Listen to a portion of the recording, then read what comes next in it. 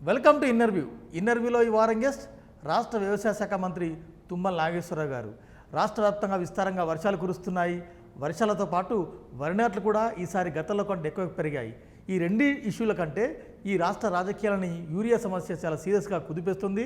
రాష్ట్ర రాజకీయాలనే కాదు, ఢిల్లీ పార్లమెంట్ వరకు యూరియా సెగ తాగింది. నిజంగా యూరియా కొరత ఉందా? కొరత సృష్టిస్తున్నారా? ప్రతిపక్షాలు ఆరోపించినట్టుగా బ్లాక్ మార్కెట్ తరలిస్తున్నారా? అసలు సమస్య ఎక్కడ ఉంది? దీని పరిష్కారం ఏంటనేది మంత్రి గారి మాటల్లోనే అడిగి తెలుసుకునే ప్రయత్నం చేద్దాం. మంత్రి గారు నమస్తే. నమస్తే. ఏంటి సార్, ఎట్లా ఉన్నాయి సార్ వర్షాలు, నాట్లు? అదృష్టం, కృష్ణా బేసిను, గోదావరి బేసిను సంపూర్ణంగా అన్ని ప్రాజెక్టులు నిండిని.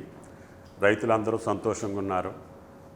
భగవంతుడి దయ వల్ల వాళ్ళకి అన్నమాట ప్రకారంగా రైతు భరోసా 9 రోజుల్లోనే 9,000 కోట్లు ఇచ్చాము. విత్తనాలు సరైన సమయంలో సప్లై చేశాము. పత్తి కానీ, మొక్కజొన్న కానీ, వరి కానీ అంతా కూడా సోయింగ్ అయింది, ప్లాంటేషన్ జరుగుతుంది. ఈ నెలాఖరికల్లా ఈవెన్ నాగార్జున సాగర్ కింద కూడా మొత్తం అవుతుంది. 1,35,00,000 ఎకరాలు ఏదైతే సేద్యయోగ్యమైన భూమి ఉందో తెలంగాణలో మొత్తం కూడా పంటలు వేసుకునే అవకాశం భగవంతుడి దయ వల్ల తెలంగాణకి ఏర్పడింది. కాబట్టి ఆ యొక్క పంటలన్నింటినీ సమృద్ధిగా కాపాడాల్సినటువంటి బాధ్యత కేంద్ర రాష్ట్ర ప్రభుత్వాల మీద ఉంది.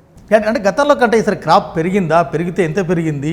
ఓన్లీ అంటే వరి పెరిగిందా, లేకుంటే మొక్కజొన్న కూడా పెరిగే అవకాశం ఉందా? ఏంది ప్లానింగ్ ఏంది సార్ వ్యవసాయ శాఖది? గతంలో వర్షాలను బట్టి కృష్ణా బేసిన్ ఒకసారి నీళ్ళు వస్తాయి, గోదావరి బేసిన్కి ఒకసారి నీళ్ళు వస్తాయి. ఒకప్పుడు గోదావరిలో మనకి ఆగస్టు కల్లా ఫుల్ అయితే సెప్టెంబర్లో కృష్ణా బేసిన్కి వచ్చాయి. ఇప్పుడు ఏమైంది? అడ్వాన్స్ వర్షాలు కురవటం, మేలోనే మనకి సమృద్ధిగా వర్షాలు పడటం, మెట్ట పంటలన్నిటికీ అవకాశం వచ్చింది. అది పత్తి కావచ్చు, మొక్కజొన్న కావచ్చు. దాంతో వర్షాలు కూడా అడ్వాన్స్ అయిపోయినాయి. 2 బేసిన్లు కూడా సమృద్ధిగా వర్షాలు కురిసినాయి. కాబట్టి అన్ని పంటలు ఏమాత్రం తేడా లేకుండా, ఇంతకుముందు ఒక నెల ఒక ఏరియా, ఒక ప్రాంతం, ఒక నెల ఒక ప్రాంతంలో నాట్లు కానీ పంటలు కానీ వచ్చాయి. కానీ అదృష్టవశాత్తు వర్షాలన్నీ అన్ని ప్రాంతాలకు ఒకేసారి రావటం వల్ల రైతులందరూ ఒకేసారి అన్ని పంటలు వేసుకోగలిగారు. అది ఆనందమే. కానీ అన్ని పంటలకు ఒకే రోజు యూరియా కావాల్సి వస్తుంది. యూరియా కూడా అనుకున్న దానికంటే రైతులు ఎక్కువ వాడుతున్నారు. కారణం ఏంటంటే అది రేటు తక్కువ ఉంది, చీప్. 250 నుంచి 260, మన ట్రాన్స్పోర్ట్ తోటి 266 రూపాయలు ఉంది. మిగతా కాంప్లెక్స్ అన్నీ కూడా 1600 నుంచి 1800 దాకా ఉంది. అందుకనే రైతు అందరూ కూడా దాని మీద ఎఫర్ట్ చేయలేక చీపులో వస్తుందని చెప్పి యూరియా వాడకానికి అలవాటు పడ్డారు. అది తగ్గించడానికి మా ప్రయత్నం న్యాచురల్ ఫార్మింగ్ కావచ్చు, ప్రకృతి వ్యవసాయం కావచ్చు, దీనివల్ల వచ్చే నష్టాలు కావచ్చు, ఆల్టర్నేటివ్గా నానో యూరియా, దీనికంటే చీపు, దీనికంటే ఎక్కువ ఉపయోగం. అంటే మీరు సేంద్రియ వ్యవసాయం అంటున్నారు, నానో ఎరువులు ఉన్నాయి, తర్వాత రైతులు యూరియా వాడకం తగ్గించడంలో కొంత ప్రచారం చేస్తున్నారు. అన్నింటినీ రైతులు ఆస్వాదించాలి. మనం చెప్పంగానే జరగదు. ఇది ట్రెడిషనల్గా ఒక 20-30 సంవత్సరాలుగా ఈ యూరియా వాడకం తెలంగాణలో అత్యధికంగా వాడే అలవాటు అయిపోయింది. దాన్ని తగ్గించుకుంటూ పోవాలి. అట్లా అని చెప్పి ఈ రోజునే తగ్గించాలి అని అంటే కూడా రైతులు అలవాటు పడరు. నానో యూరియాకి కానీ, న్యాచురల్ ఫార్మింగ్ కానీ, ప్రకృతి వ్యవసాయం కానీ చాలామంది అలవాటు పడుతున్నారు. కానీ 1,35,00,000 ఎకరాల రైతులు అలవాటు పడాలంటే ఇట్ విల్ టేక్ టైం. రైతులు అనుభవపూర్వకంగా. మీరు కూడా స్వయంగా ఒక ఫార్మర్, రైతు, నిజంగా తెలంగాణ రాష్ట్రంలో యూరియా వాడకం ఎందుకు పెరుగుతుంది? మిగతా కాంప్లెక్స్ని కూడా అందుబాటులో ఉంచినట్లయితే అది 1,500, 1,600 కాకుండా దాన్ని కూడా ఒక 700-800కి తగ్గిమని చెప్పి అడుగుతున్నా. ఎవరైనా సరే మార్కెట్లో తక్కువ వచ్చేదానికి అలవాటు పడతారు కదా రైతులు. అది ఒక కట్ట తీసుకునే బదులు ఇది 4 కట్టలు వస్తుంది, 4 సార్లు వేసుకోవాలి. జనరల్గా మీ అంచనా ప్రకారం యూరియా ఈ రాష్ట్రానికి ఎంత అవసరం, ఎంత వాడుతున్నారు? 9,80,000 మీకు అవసరం అని చెప్పి కేంద్ర ప్రభుత్వమే ప్రకటించింది. ఈ సంవత్సరం ఈ ఖరీఫ్కి 9,80,000 మెట్రిక్ టన్నులు ఇస్తామని చెప్పి మాటిచ్చారు. ఏ నెలల వారీగా కూడా వాళ్ళు అలాట్ చేశారు. కానీ ఏ నెలలో కూడా సగానికంటే ఎక్కువ మాకు ఎప్పుడు సప్లై చేయలే. ఏప్రిల్, మే, జూన్, జూలై, ఆగస్ట్ ఈ 5 నెలల్లో కూడా మాకు ఏ నెలలో కూడా పూర్తి స్థాయిలో మాకు సప్లై రాలే. యూరియా కొరత ఎందుకు వచ్చింది? ప్రణాళిక లోపమా? పంపిణీలో ప్రణాళిక లోపం ఉంది, నిజమైంది? కేంద్ర ప్రభుత్వానికి అది చెప్పే ధైర్యం లేదు.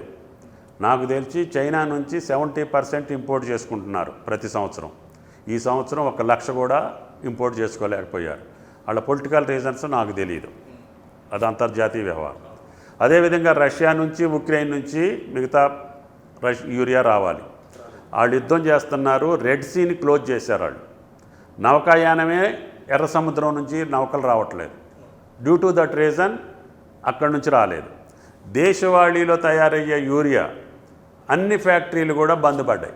రిపేరీ అనుకోవచ్చు, ఓవర్ ఆయిలింగ్ అనుకోవచ్చు, లీక్ అనుకోవచ్చు, డిఫరెంట్ రీజన్స్ తోటి ఆర్ఎఫ్సిఎల్ మన దగ్గర ఉన్న రామగుండం తయారైతే కూడా మాకు రోజుకు 2000 వచ్చేది. అది లేదు. ఇప్పుడు 3 నెలల బట్టి ఒక బస్తా తీసుకోలేదు. పక్కనే నాగార్జున ఫర్టిలైజర్స్ ఉంటుంది ఆంధ్రాలో, అక్కడ నుంచి మాకు సగం వచ్చేది. ఈ 2 వస్తే ఉత్తర తెలంగాణకి దక్షిణ తెలంగాణకి మేము అడ్జస్ట్ చేసుకునేవాళ్ళం. అవసరమైనప్పుడు ఇంపోర్టెడ్ కూడా తీసుకునేవాళ్ళం. ఇండిజినియస్ రాలేదు, అంటే దేశవాళీ రాలేదు, చైనా రాలేదు, రష్యా రాలేదు, కేంద్రం మేము ఇవ్వలేకపోతున్నామని వాళ్ళు బహిరంగంగా తప్పు ఒప్పుకుంటే కూడా కొంతమంది అవగాహన లేకుండా, అర్థం లేకుండా మేమున్నప్పుడు అట్టుంది, లేకపోతే మేము మొత్తం పంపించామని పిచ్చి మాటలు మాట్లాడి రైతుల దగ్గర అపాస్పాలు అవుతున్నారు. రైతుల్ని ఆగం చేయడానికి మంత్రి గారు ఇప్పుడు మీరు చెప్తున్న సమస్య చాలా క్రిస్టల్ క్లియర్గా ఉంది. సమస్య ఇది, కానీ పొలిటికల్గా రకరకాల కాంప్లికేషన్స్ వస్తున్నాయి కదా. అందుకనే ఏ రాజకీయ పార్టీ అయినా నేను చెప్తున్నా, మాకు రావాల్సిన 9,80,000లో 5 లక్షల చిల్లరే వచ్చింది, 3 లక్షల డిఫిసిట్ ఉందని నేను ధైర్యంగా చెప్తున్నా. అట్లాగే కేంద్రం కూడా ఈ కారణాల వల్ల మేము 9,80,000 పంపించలేదు, మేము ఇంతే పంపించాము, మా దగ్గర లెక్క ఉంది, వాళ్ళు పంపించింది, ఆ మంత్రి గారు పంపించింది, ఆ 5,30,000 మేము డిస్ట్రిబ్యూట్ చేశాము. బ్లాక్ మార్కెటింగ్ అన్నా ఇంకోటి అన్నా మాకు ఆన్లైన్లో పొద్దుపూట డీలర్ గారి దగ్గర ఎంత స్టాక్ ఉంది, ప్యాక్స్లో ఎంత స్టాక్ ఉంది, ఆగ్రోలో ఎంత స్టాక్ ఉంది మాకు ఆన్లైన్లో వస్తుంది. మేము ఎన్ని బస్తాలు ఇచ్చాం, ఎన్ని బస్తాలు ఆయన అమ్మిండు కూడా మాకు సాయంత్రానికి మాకు లెక్క రావాలి. అన్నిటినీ కూడా రైతులందరూ అర్థం చేసుకొని అవసరమైన కాడికి తీసుకోండి. మళ్ళీ వారం రోజుల్లో మళ్ళీ 2వ కోటాకి 3వ కోటాకి కావాల్సి వస్తే మళ్ళీ ఒత్తిడి తీసుకొచ్చి మేము తీసుకొచ్చి. మంత్రి గారు, అంటే రైతుల ఆందోళనలు, చెప్పుల క్యూలు, పుస్తకాల క్యూలు ఇవి కొత్తనా లేకుండా గతంలో ఉందా? ఇప్పుడే మీరు అధికారంలోకి రాగానే తుమ్మల నాగేశ్వరరావు వ్యవసాయ శాఖ మంత్రి రాగానే ఈ ఆందోళనలు వస్తున్నాయా ఏంది? రాజకీయంగా దివాళా తీసినటువంటి పార్టీలు, రాజకీయంగా గతంలో ఏ రకమైనటువంటి కార్యక్రమాన్ని సక్రమంగా నిర్వహించలేక దివాళా తీసినటువంటి పార్టీలు ఈ యొక్క చిల్లర వ్యవహారానికి పాల్పడుతున్నారు. మీరు చూస్తున్నారు రోజు టీవీల్లో ఎక్కడైనా డీలర్ కొట్టు దగ్గర క్యూ ఉందా? ప్యాక్స్ దగ్గర ఎందుకు ఉంటుంది? అది కూడా బీఆర్ఎస్ నాయకులు ఉన్న దగ్గరనే ధర్నాలు ఎందుకు జరుగుతున్నాయి? సమస్య లేదంటలా నేను. ఆ సమస్యని అగ్రిగేట్ చేసి దాన్ని బజారు పాలు చేసి వాళ్ళ చెప్పులు వీళ్ళే పట్టుకొచ్చి రోడ్డు మీద పెట్టి మీకు చూపించి ప్రభుత్వాన్ని బదనాం చేయాలనుకుంటే అది సాధ్యం కాదని చెప్తున్నాను. అందుట్లో వాస్తవంగా పొలం వేసిన వాళ్ళు ఎవళ్ళో, రైతులు ఎవళ్ళో, కానోళ్ళు ఎవళ్ళో మీకు కూడా తెలుస్తుంది. అందుకని నేనేమంటానంటే డీలర్ దగ్గర లేని క్యూ ప్యాక్స్లో ఎందుకు వస్తుంది?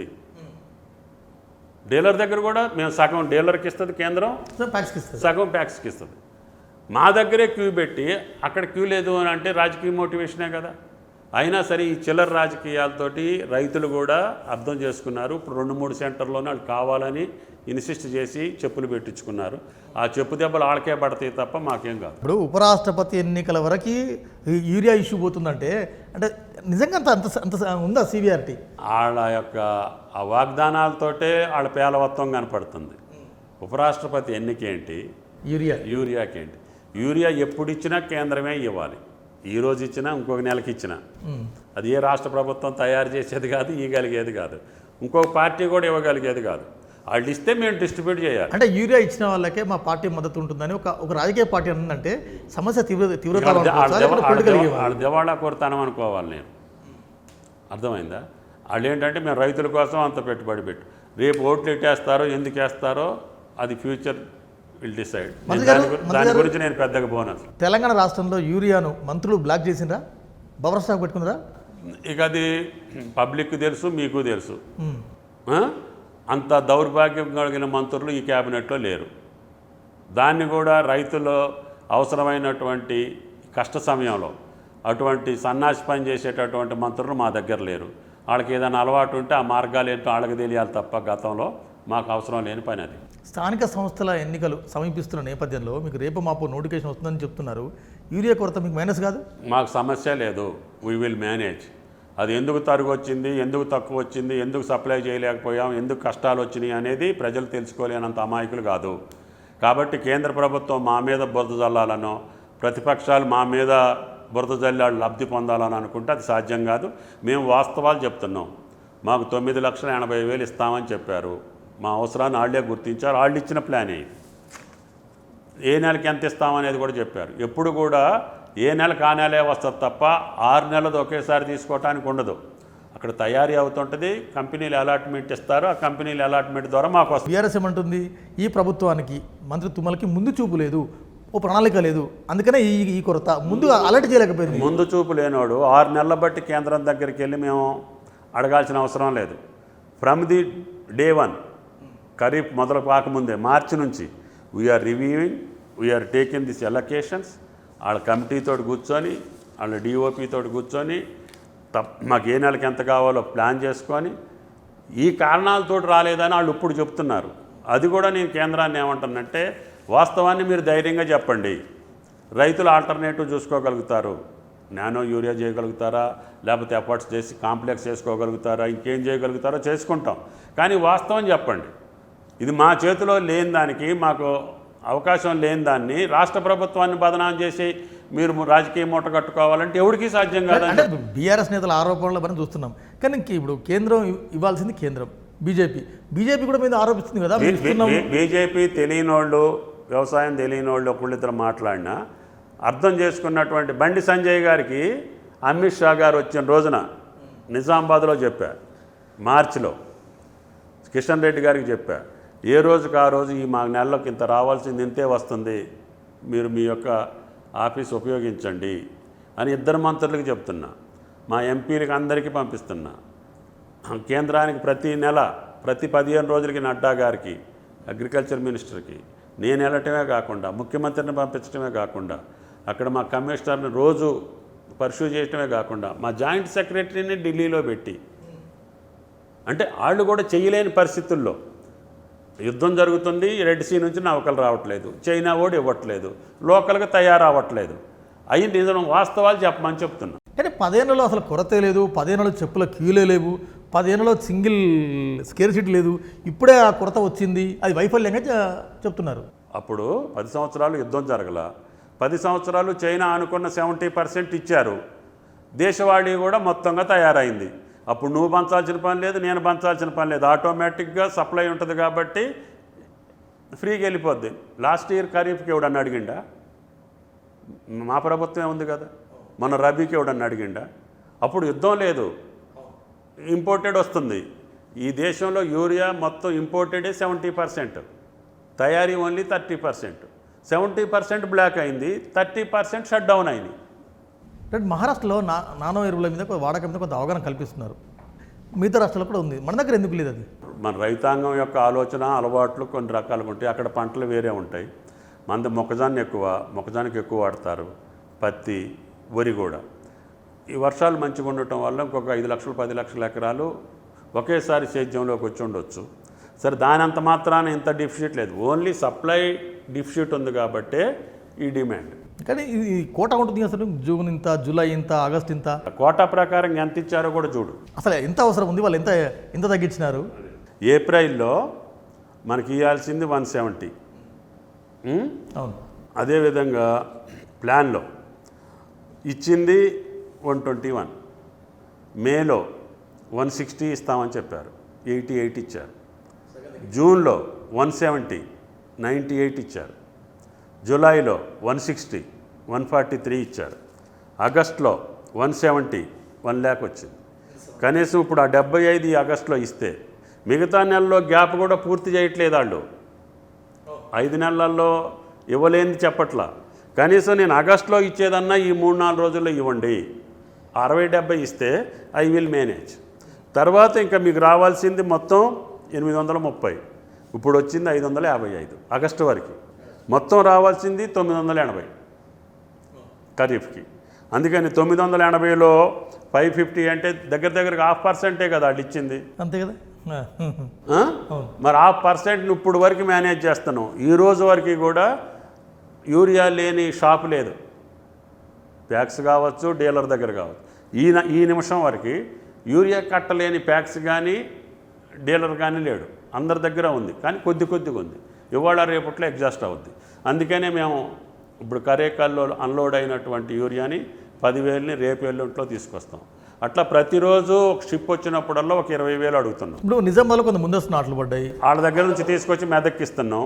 ఆదిలాబాద్లో సర్ప్లస్ ఉంటే తీసుకొచ్చి సిద్దిపేటకి పంపిస్తున్నాం.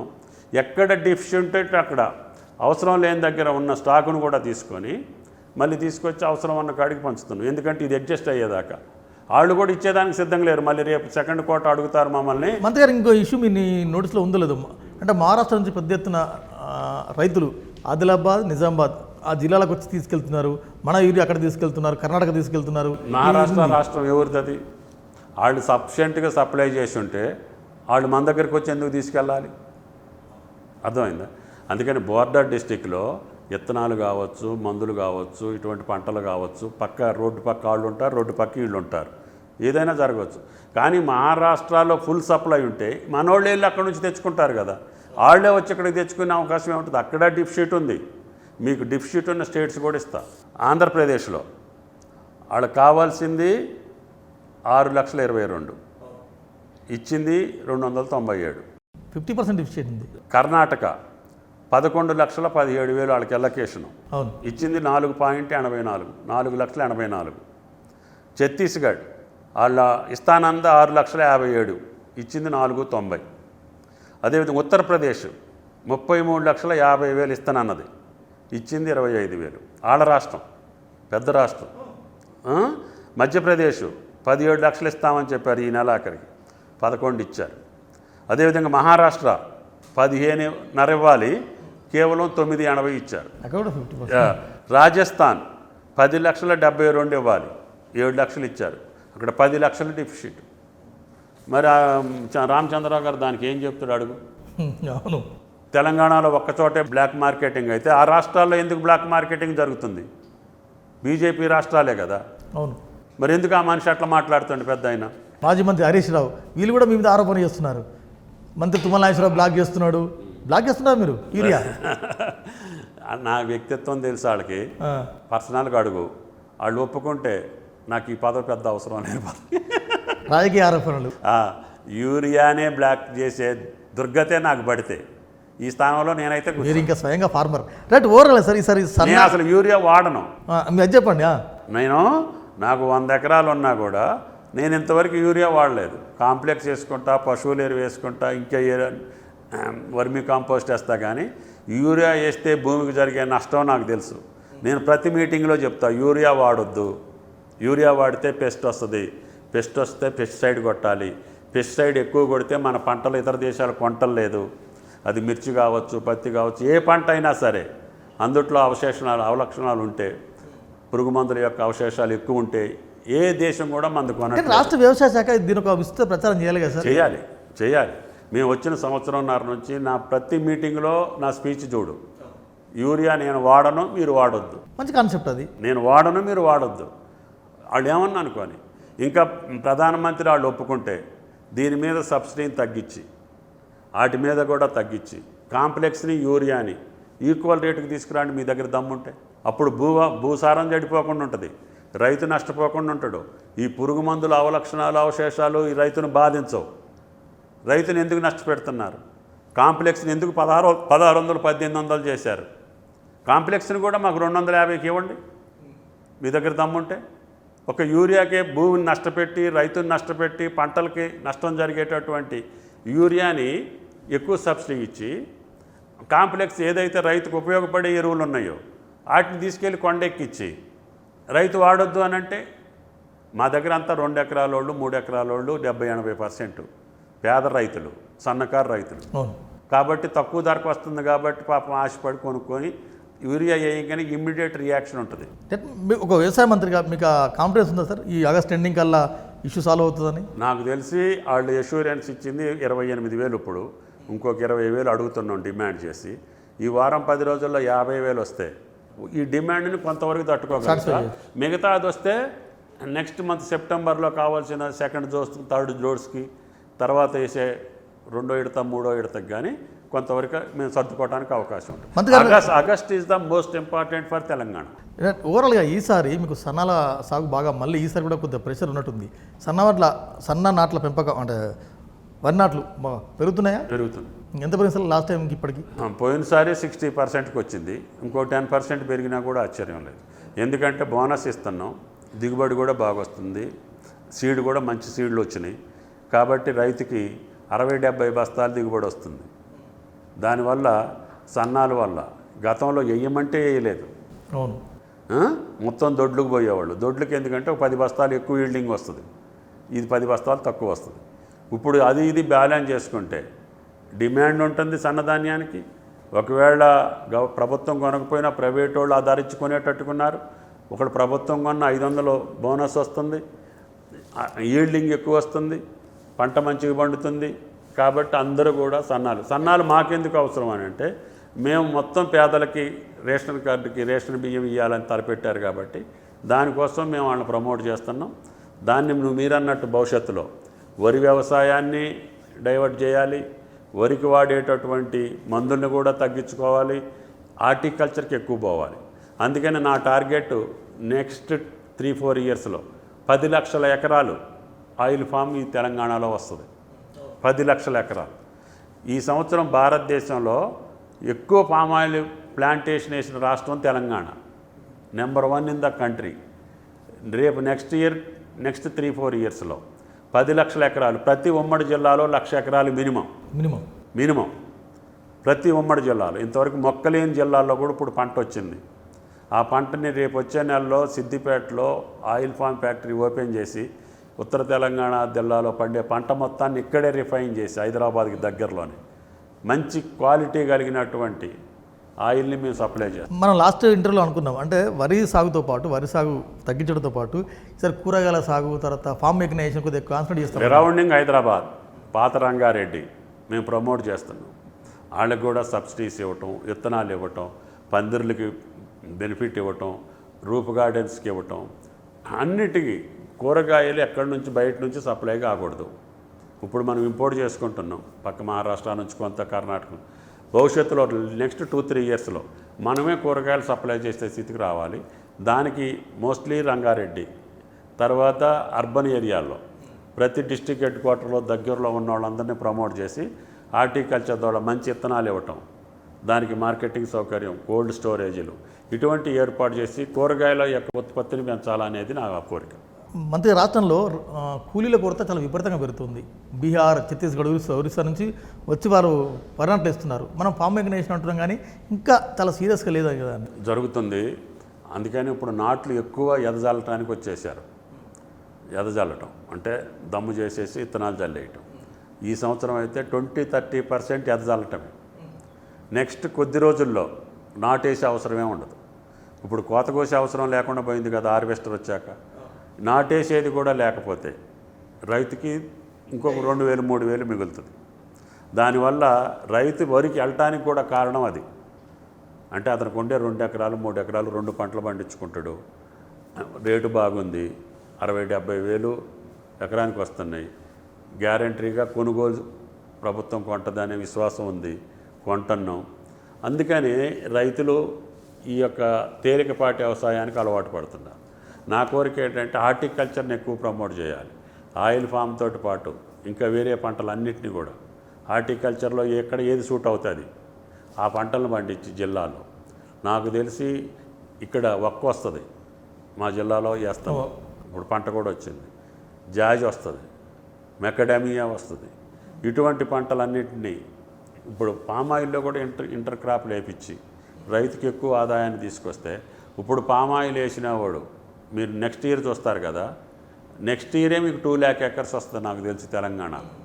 అట్లా ఈ 4-5 సంవత్సరాలు ఒక 10 లక్షల ఎకరాలను నేను ఇంప్రూవ్ చేసి హార్టికల్చర్కి ట్రాన్స్ఫర్ చేస్తే ఎన్విరాన్మెంట్ చేంజెస్ ఉంటాయి, వాతావరణం చల్లపడిపోద్ది, వర్షాలు. పండ్ల తోటలు కూడా సార్ బాగా తగ్గినట్టున్నాయి, మామిడి, జామ ఇవన్నీ బాగా తగ్గించినట్టున్నారు. ఎందుకంటే అటు మార్కెటింగ్ కష్టం అవుతుంది.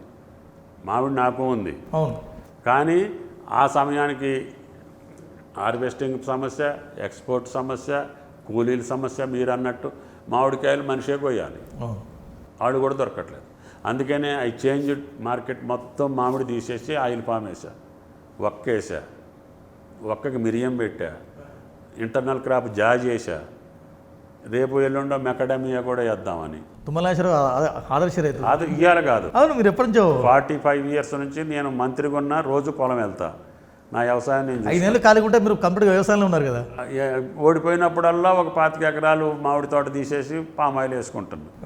ఇప్పుడు అనవసరంగా మంత్రి అయిన తర్వాత బిజీ అయిపోయింది దీంట్లో. యా. రైట్. ఓవరాల్గా మీరు ఇంత వ్యవసాయ రంగం తర్వాత రాష్ట్ర వ్యవసాయ అభివృద్ధి ఇంత చెప్తున్నారు, కానీ 10 ఏళ్లలో మేమే వ్యవసాయాన్ని పండుగ చేసినాం, ఇంట్లో పుట్లు పండించినాం, వీళ్ళు వచ్చిన తర్వాత పంట సాగు తగ్గిందని ఈ ప్రచారం మరి ఎందుకు మీరు చెప్పుకోలేకపోతున్నారా? వాళ్ళ ప్రచారం ఏమైనా టాప్ అవుతుందా ఏంది? వినేవాడ తప్పు. ఈ సంవత్సరం భారతదేశంలో అత్యధిక వరి పండించినటువంటి రాష్ట్రం తెలంగాణ. అత్యధికంగా ఆయిల్ ఫామ్ ప్లాంటేషన్ వేసినటువంటి రాష్ట్రం తెలంగాణ. మిగతా పంటల్లో కూడా అన్నిట్లో నెంబర్ 1 ఇన్ ద కంట్రీ. అది మిర్చిలో కావచ్చు, మిర్చిలో GI ట్యాగ్ వచ్చింది, కందుల్లో వచ్చింది, ఇంకా వేరే పంటల్లో కూడా సీతాఫలంలో వీఆర్ ట్రయింగ్, పసుపులో వీఆర్ ట్రయింగ్, పసుపులో కూడా వీఆర్ ఇన్ ద నెంబర్ 1, కాటన్లో we are in the number 1 in Gadwal. Telangana రాష్ట్రం భారతదేశానికే ఒక ఆదర్శవంతంగా మేమే బాటలు ఇస్తామంటారు కదా వాళ్ళు, బీఆర్ఎస్ వాళ్ళు. అంతకంటే కాళేశ్వరం కట్టినాం, కాళేశ్వరం ద్వారా మొత్తం పండించాం. అంతే కదా, మరి అంతకంటే ఎక్కువ పండింది కదా. మరి అవును, కాళేశ్వరం లేకపోయినా ఆ కాళేశ్వరం నుంచి లిఫ్ట్ చేయకుండానే ఈరోజు కూడా మేము మిడ్ మానేరు నుంచి ఎల్లంపల్లి నుంచి లిఫ్ట్ చేసి గోదావరి నీళ్ళు తీసుకొస్తున్నాం కదా. మరి వీళ్ళు 3 నెలలకు ముందే మోటార్లు వస్తుంటే ఆ కరెంటు బిల్లు మళ్ళీ గోదావరి పాలు అయ్యేదే కాదా? అందుకనే అవగాహన రాహిత్యంతో, అక్కస్తోటి, ఆయాసంతో, అసూయతోటి, ఆరాటం కొద్దీ, అధికారం దాహం కొద్దీ మాట్లాడే మాటల్ని ప్రజలు విశ్వసించట్లేదు. వాళ్ళు ఎంత ఎక్కువ మాట్లాడితే మాకు అంత మంచిది. అంతేనా? కాబట్టి దయచేసి వాళ్ళు ఇంకా మాట్లాడాలనేది మా కోరిక. అంత పుడింగులు అయి ఉంటే, అంత గొప్పగా చేసి ఉంటే రూరల్ తెలంగాణలో అంత విఫలమైనటువంటి రిజల్ట్ వచ్చేదా? అది కూడా మైండ్లో అర్థం చేసుకోకుండా, రైతాంగాన్ని అర్థం చేసుకోకుండా, తప్పుడు మాటలు, తప్పుడు ప్రకటనలు, తప్పుడు ఆరోపణల ద్వారా మీరు రాజకీయ లబ్ధి పొందలేరు.